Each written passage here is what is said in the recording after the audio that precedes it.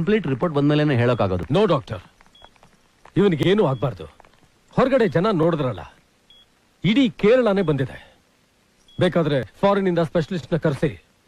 Money is not A problem, but ಇವನ ಜೀವ ಉಳಿಬೇಕು. ನೋಡಿ, ಇಲ್ಲಿ ಯಾರು ನಿಂತ್ಕೋಬಾರ್ದು, ದಯವಿಟ್ಟು ಹೊರಗಡೆ ಹೋಗಿ.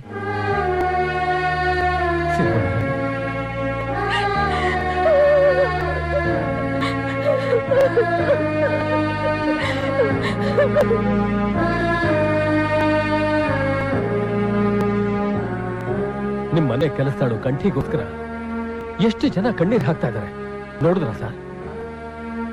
ನಿಮ್ ಮನೇಲಿ ಸ್ಥಾನ ಇಲ್ಲ ಅಂತ ಹೊರಗೆ ಹಾಕಿದ ಕಂಠಿನ ಎಷ್ಟು ಕೋಟಿ ಜನ ಅವ್ರ ಹೃದಯದಲ್ಲಿ ಇಟ್ಕೊಂಡಿದ್ದಾರೆ ಅಂತ ನೋಡಿದ್ರ ಸರ್?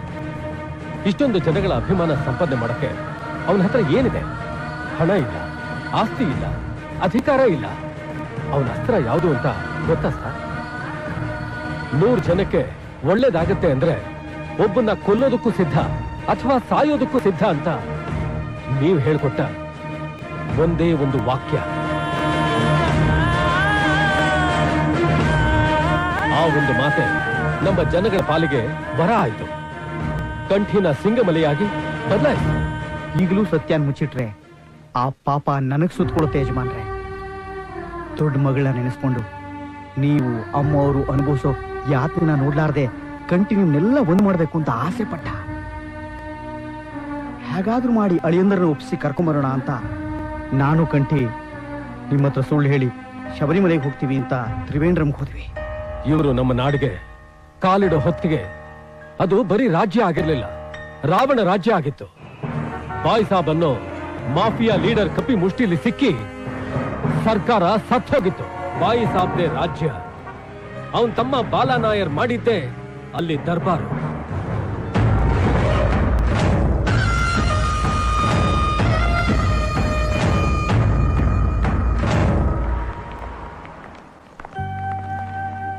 ರಾಜು ಅಕ್ಕ, ಈ ಡಬ್ಬದಲ್ಲಿ ಮೊಸರನ್ನ ಇದೆ, ಮಧ್ಯಾಹ್ನ ತಿನ್ಕೋ ಆಯ್ತಾ?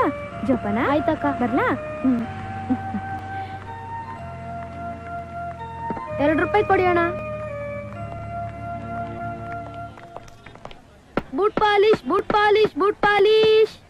ಬಾಯ್ ಸಾಬ್ ದುಬೈಯಿಂದ ಫೋನ್ ಮಾಡಿದ್ರು, ಬರಕ್ಕೆ 2 ದಿವಸ ಆಗತ್ತಂತೆ. ಆ ಮಾಧವನ್ ಚೆಟ್ಟಿ ಕಾಸೆ ಬಿಸ್ತಾ ಇಲ್ಲ, ಎತ್ಬಿಡ್ಲಾ?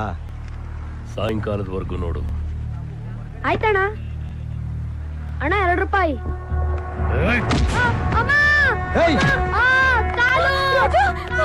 ರಾಜು ಅಣ್ಣ, ಇವನ್ ಕುರುಡ ಅಣ್ಣ, ಪಾಪ ಬಿಟ್ಬಿಡಿ. ಎಷ್ಟೇ ಕಬ್ಬು ಬಂದಿರೋದು ಯಾರು? ಬಾಲನಾಯರ್. ಕಣ್ ಕಾಣಿಸುತ್ತೋ ಕಾಣಿಸಲ್ವೋ, ಬರೀ ಹೆಜ್ಜೆ ಹೆಜ್ಜೆ ಶಬ್ದ ಕೇಳಿ ಗುರ್ತಿಸ್ಬೇಕು. ತಪ್ಪಾಯ್ತು ಅಣ್ಣ, ಬೇಕಾದ್ರೆ ನಿಮ್ ಕಾಲಿಗೆ ಬಿದ್ದ ಕ್ಷಮೆ ಕೇಳ್ತೀವಿ. ರಾಜು, ಅಣ್ಣನ್ ಕಾಲಿಗೆ ಬಿದ್ದು ತಪ್ಪಾಯ್ತು ಅಂತ ಕೇಳ್ಕೊಳೋ, ತಪ್ಪಾಯ್ತು ಅಂತ ಕೇಳ್ಕೊಳೋ. ಅಣ್ಣ ಕ್ಷಮೆ ಬಿಡಣ್ಣ. ಅಣ್ಣ ಅಣ್ಣ ಅಣ್ಣ, ನಿಮ್ಮ ಕೈ ಹೋಗಿದ್ದೀನಿ ಅಣ್ಣ, ಬಿಟ್ಬಿಡಣ್ಣ. ತಪ್ಪಾಯ್ತು, ಬಿಟ್ಬಿಡಣ್ಣ. ಅಣ್ಣ, ಯಾರು ಬಂದ್ ಕಾಪಾಡಿ ಅಣ್ಣ. ಅಣ್ಣ ನಿನ್ ಕಾಲಿಗೆ ಬೀಳ್ತೀನಣ್ಣ. ಏನು? ನಡಿ ನಡಿ.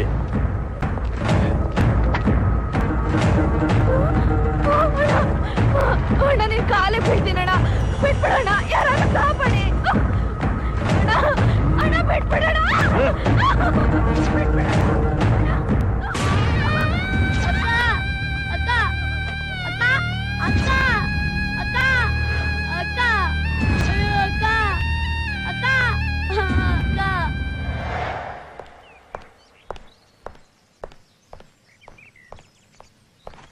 ನಮ್ಮದ್ರಿ ಚೇಟ,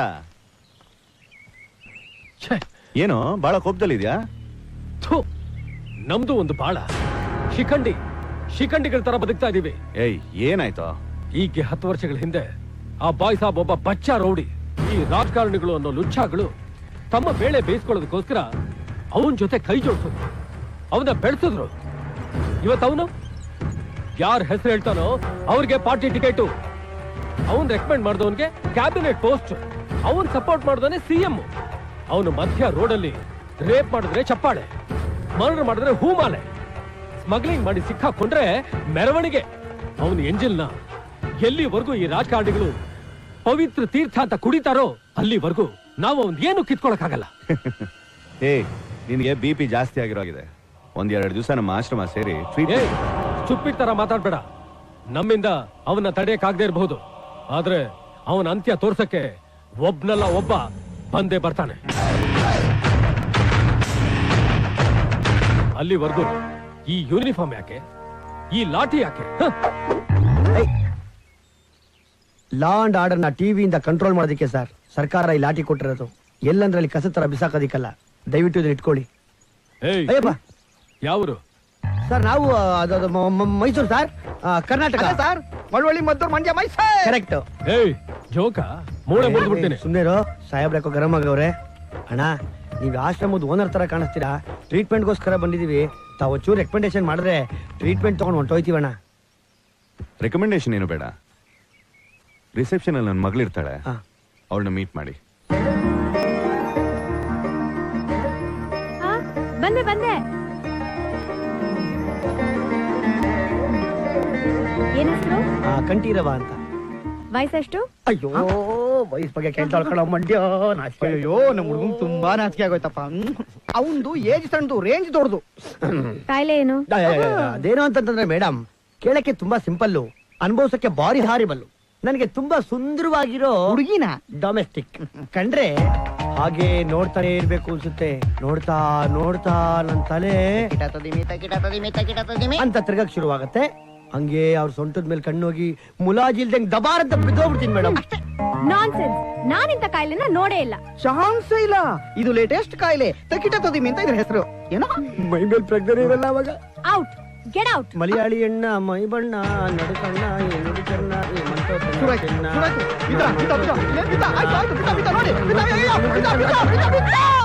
ಅಯ್ಯೋ ಎತ್ತೇಳು. ಹಾವಿನ ಎಡೆ ಮೇಲೆ ಬಿದ್ದಿದ್ರೆ ಎತ್ಬಿಡ್ತಿದ್ದೆ. ಹುಡುಗಿ ತೊಡೆ ಮೇಲೆ ಬಿದ್ಬಿಡ್ತಾನೆ. ಹೆಂಗಪ್ಪ ಎತ್ತದು? ಅಯ್ಯೋ ಕಟ್ಟಿ ಹೇಳಪ್ಪ ಹೇಳೋ. ನನ್ ತಂಗಿಗೆ ಏನಪ್ಪ ಉತ್ತರ ಹೇಳಿ? ಅಯ್ಯೋ ಹೇಳಪ್ಪ ಹೇಳೋ. ಎಂತ ಇವಡ ಪ್ರಾಬ್ಲಮ್?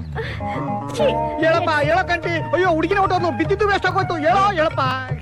ಎಂದಡ ಬಡಂಗ ನಾನಾ ಇಡ ಬಡ ಬಡ ಇಡ ಏನು ಎಂದಡ ಅದು? ಏಯ್ ಎಂದಡ ಅದು? ನಿಜವಾದ ರೋಗನ ಇಲ್ಲ ಡ್ರಾಮನ ದೊಂಬ್ರಾಟ ಅಂದುಕೊಂಡೆ. ಕಾಲ್ ನೆಟ್ಗಿಲ್ಲ, ತಲೆ ನೆಟ್ಗಿಲ್ಲ, ನಿಂಗೆ ಹಾಕೋದೆಲ್ಲ. Bagali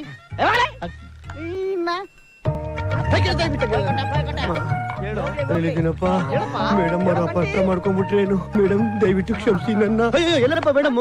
good morning madam. Good morning. ಇದು ಏನಮ್ಮ ಇದು? ಏನಿ ಗಲಾಟೆ? ನೋಡಿ ಅಕ್ಕ, ನಾವು ಟ್ರೀಟ್ಮೆಂಟ್ ಗೆ ಅಂತ ಬಂದ್ರೆ ನಮ್ಮ ಹುಚ್ಚಿನಾಯಿ ತರ ಒಡೆದೋಡಿಸ್ತಾರಲ್ಲ. ನಾವ್ ಬೇರೆ ತುಂಬಾ ದೂರ ಮೈಸೂರಿಂದ ಬಂದಿದೀವಿ. ಮೈಸೂರಿಂದನಾ? ಹೌದು ಮೈಸೂರೇ. ಮೊದ್ಲು ಅಡ್ಮಿಟ್ ಮಾಡ್ಕೊ. ಇವ್ರ ಕಾಯಿಲೆ ಬಗ್ಗೆ ನಿಮ್ಗೆ ಗೊತ್ತಿಲ್ಲ ಅಮ್ಮ. ಇಂದು ಮೊದ್ಲೇ ಕಾಯಿಲೆ ಬಗ್ಗೆ ಹೇಗ್ ಗೊತ್ತಾಗತ್ತೆ? ನೀನ್ ಹೋಗಿ ರೂಮ್ ಅಲಾಟ್ ಮಾಡ್ಕೊಡು. ಕರೆಕ್ಟ್ ಆಗಿ ಹೇಳಿದ್ರಿ ಅಕ್ಕ. ಮಕ್ಕಳಿಗೆ ಗೊತ್ತಾಗತ್ತೆ, ಸುಮ್ಮನೆ ತಿಂದು ತಿಂದು ಊದಿರ್ತಾರಷ್ಟೇ. ಸರಿ, ವೇಟಿಂಗ್ ರೂಮ್ ಅಲ್ಲಿ ಕಾಯಿರಿ, ಬರ್ತೀನಿ. ನಡೀರಿ. ಅಕ್ಕನ ಮಗಳಿರ್ಬೇಕು, ಭಾರಿ ಕೋಪ ಇದ್ದಂಗಿದೆ. ಬಹಳ ದೂರದಿಂದ ಪ್ರಯಾಣ ಮಾಡ್ಕೊಂಡ್ ಬಂದಿದ್ದೀರಾ, ಹೋಗಿ ರೆಸ್ಟ್ ತಗೊಳ್ಳಿ. ಆಯ್ತು ಮಂಡ್ಯ. ನೋಡಿದ ಅಕ್ಕನ್ನ ಸಾಕ್ಷಾತ್ ಮಹಾಲಕ್ಷ್ಮಿ ತರ ಇದ್ದಾರೆ. ನಮ್ ತಾಯಣಗೂ ಎಲ್ಲ ಅಮ್ಮನೇ. ಓಹೋ ಆಯ್ತಲಾಗ ಏನ್ ಈ ಪಾಟಿ ಎಣ್ಣೆ ಮಾಡಿಬಿಟ್ಟಾರೆ? ಏನ್ ಎಣ್ಣೆನ ಮೈಕೈಗೆ ತಿಕ್ತಾರೋ, ಹೊಟ್ಟೆಗೆ ಕುಡಿಸ್ತಾರೋ, ತಲೆಗೆ ತಡ್ತಾರೋ? ಯಾವನು ಗೊತ್ತಪ್ಪ. ಎಲ್ಲದಕ್ಕೂ ಎಣ್ಣೆ ಅಯ್ಯೋ ಅಲ್ಲಿ ಗಂಟೆ ಹೊಡೆದ್ರೆ ಹುಡುಗಿ ಗೊತ್ತಾಯ್ತು. ಮೇಡಮ್ ಅದು ಗಾಡಿ ತುಂಬಾ ಚೆನ್ನಾಗಿದೆಯಲ್ಲ, ಇದಕ್ಕೆ ನೀವು ಗೂಳ್ಳಿ ತಂದು ಕಟ್ತೀರಾ ಅಥವಾ ರೇಸ್ ಕುದುರೆ ತಂದು ಕಟ್ತೀರಾ ಅಂತ ಡಿಸ್ಕಷನ್ ಮಾಡ್ತಾ ಇದ್ದೀವಿ. ಕತ್ತೆ ಕಟ್ತೀವಿ. ಗಂಡದ ಹೆಂಡದ ಏಸರ್ಗತ್ತೆ ಚೆನ್ನಾಗಿರುತ್ತೆ. ಹಂಗಾರಿದ ಕತ್ತೆ ಎಣ್ಣೆ. ಬುದ್ಧಿ ಇಲ್ಲ ನಿನ್ಗೆ? ಇಡು ಅದನ್ನ. ಅದ್ ಕಾಸ್ಟ್ಲಿ ಆಯಿಲ್. ಇಡು. ಲೇ ಮಂಡ್ಯ, ಅದ್ ಇಟ್ಬಿಡೋ. ನಮ್ಗೆ ಯಾಕೋ ಡಾಂಕಿ ಸಾಯಿಲು, ಅದ್ ನಮ್ ಮುಟ್ಟಿದ್ರೆ ನಾವ್ ಹಿಂದೆಯಿಂದ ಒದಿಬೇಕಾಗತ್ತೆ. ಅಯ್ಯ ಕತ್ತೆ ಎಣ್ಣೆ ನಮ್ಗೆ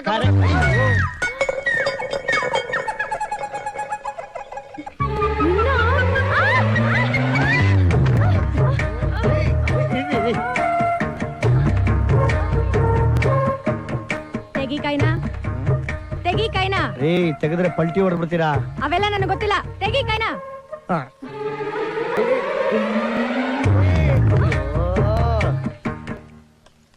ಕೇರಳ ಊಟ ಭಾರಿ ಸೊಗಸಾಗಿರುತ್ತಪ್ಪ.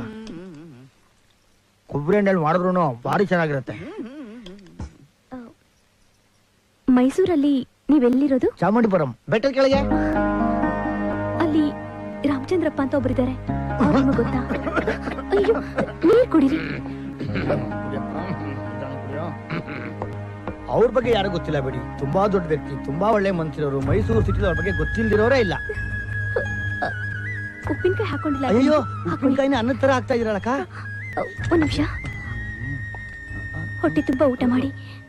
ಅಯ್ಯಯ್ಯೋ, ಸಾಕು ಬಿಡಿ. ನಿಮ್ದಂತೂ ನಮ್ ಜಾನ್ ಕಮ್ನವ್ರ ತರನೇ ತುಂಬಾ ವಿಶಾಲವಾದ ಕೈ. ಅವರು ನಿಮಗ್ ಗೊತ್ತಾ? ರಾಮ ಗೊತ್ತಿದ್ಮೇಲೆ ಸೀತೆ ಗೊತ್ತಿರಲ್ವಾ? ಈಗ ಅವರೆಲ್ಲ ಹೇಗಿದ್ದಾರೆ? ಇನ್ನು ಹೇಗಿರ್ತಾರೆ? ಸಮಾಜದಲ್ಲಿ 4 ಜನಕ್ಕೆ ಒಳ್ಳೇದು ಬಯಸೋ ವ್ಯಕ್ತಿ ಅವರು. ಅಂದಾಗೆ ನಿಮ್ಗೊಂದು ವಿಷಯ ಗೊತ್ತಿಲ್ಲ. ಅವ್ರ ದೊಡ್ಡ ಮಗಳು ಅವ್ರ ತಂದೆ ಇಷ್ಟಕ್ಕೆ ವಿರುದ್ಧವಾಗಿ ಯಾರನ್ನೋ ಮದುವೆ ಮಾಡ್ಕೊಂಡು ಓಡೋಗ್ಬಿಟ್ರಂತೆ. ನೋಡಿದ್ರ? ಅವ್ರ ಕಥೆ ಕೇಳಿ ಗುರುತು ಪರಿಚಯ ಇಲ್ದಿರೋ ನಿಮ್ ಕಣ್ಣೆ ಇಷ್ಟು ತೇವ ಆಗ್ತಾ ಇದೆ. ಅದಕ್ಕೆ ಅವ್ರನ್ನ ತುಂಬಾ ದೊಡ್ಡ ಮನುಷ್ಯರು ಅನ್ನೋದು. ಅಂದಾಗೆ ನಮ್ ರಾಮಚಂದ್ರಪ್ಪನವರು ಸರಸ್ವತಿ,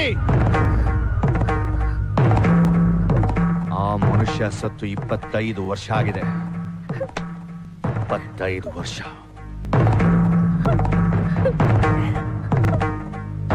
ಇನ್ನೊಂದು ಸಲ ಆ ಮನುಷ್ಯನ ಹೆಸರು ಮನೇಲಿ ಎತ್ತಿದ್ರೆ